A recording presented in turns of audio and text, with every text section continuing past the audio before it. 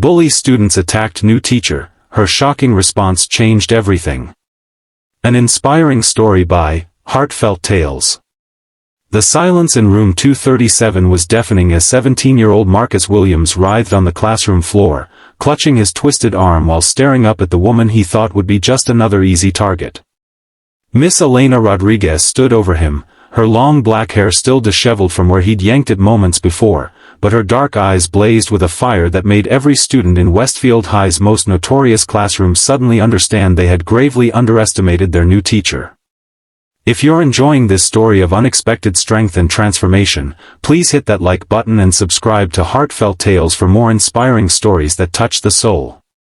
3 weeks earlier, Elena Rodriguez had walked through the imposing doors of Westfield High School with nothing but a worn leather satchel, a teaching degree she'd fought tooth and nail to earn, and a secret past she prayed would never surface.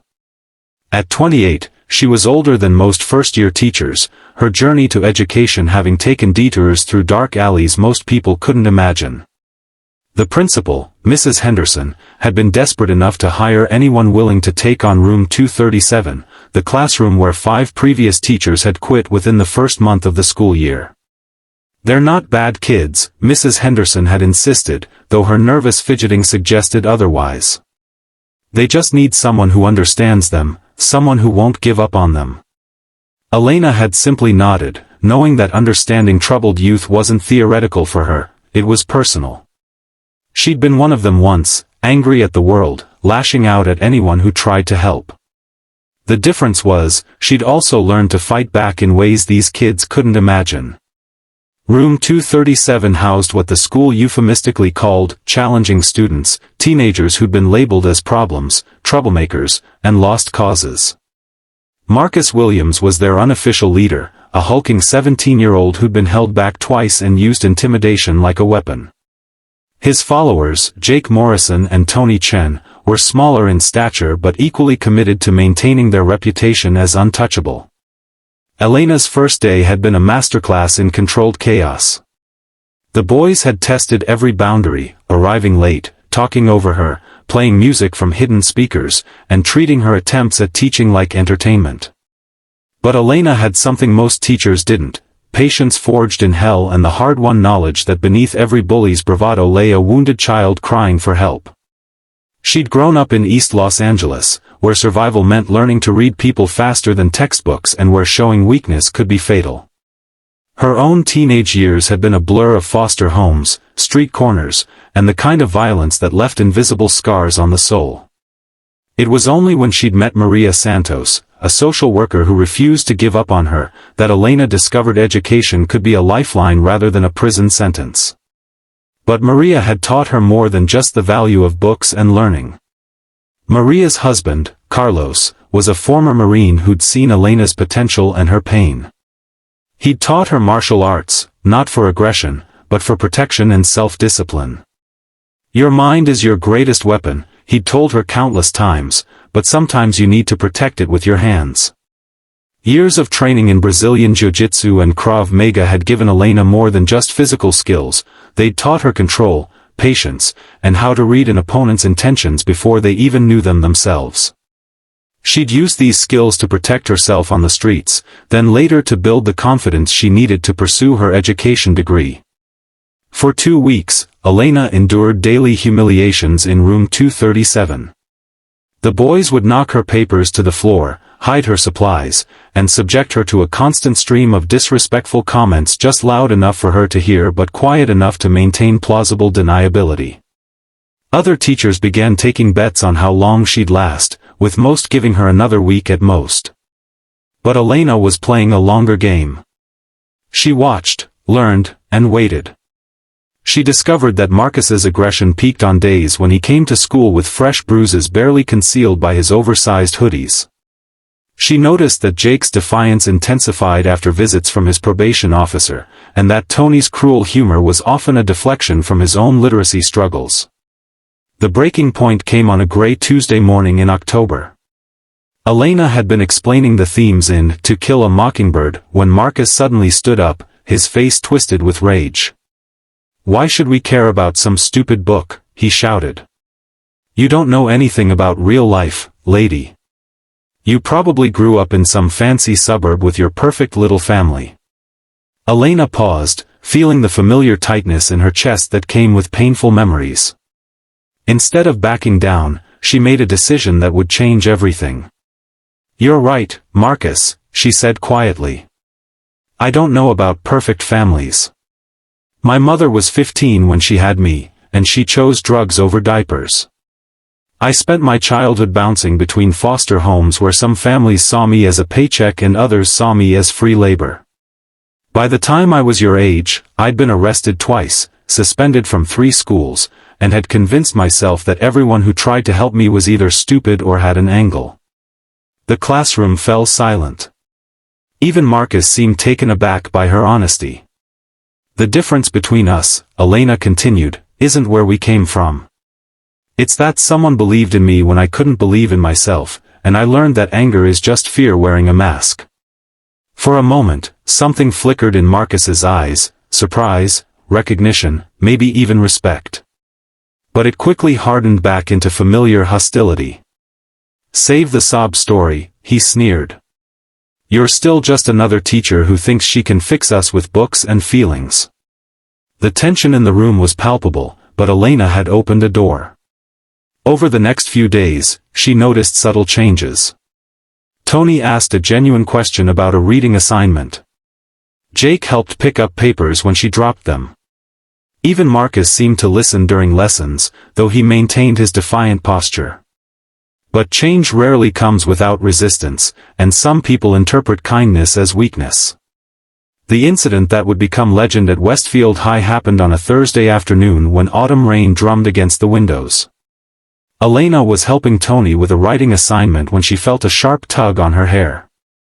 Marcus had snuck up behind her and yanked hard enough to snap her head back, causing her to stumble forward. "Oops," he said with mock innocence. "Didn't see you there, teach." The other students watched in stunned silence, waiting to see if their teacher would finally break, cry, or storm out like so many before her. Instead, Elena slowly turned around, her dark eyes meeting Marcus's with a calm that was somehow more terrifying than any scream. "Marcus," she said quietly, "I need you to sit down now."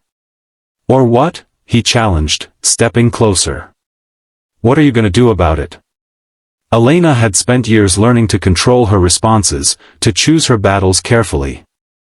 But there was something about the casual cruelty in Marcus's voice, the way he'd reduced her to nothing more than an object to be humiliated, that triggered every protective instinct she developed on the streets.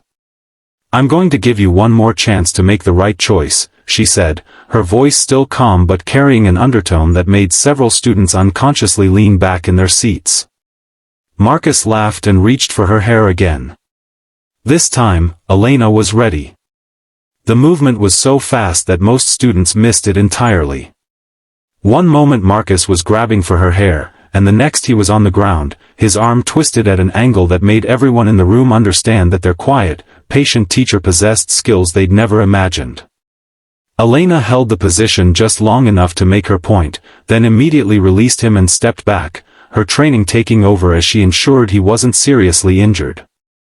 "Jake, please call the nurse," she said calmly. "Tell her we need her in room 237.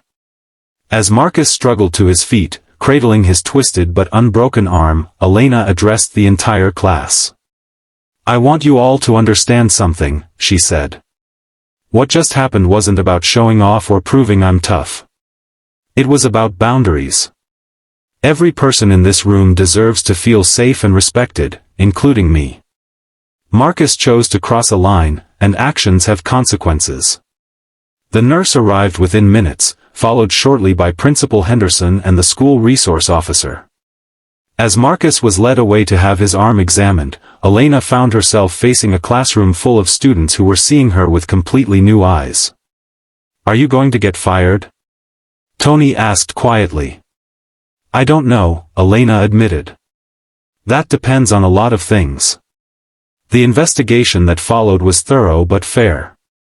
Security cameras had captured the entire incident, clearly showing Marcus's initial assault and Elena's defensive response.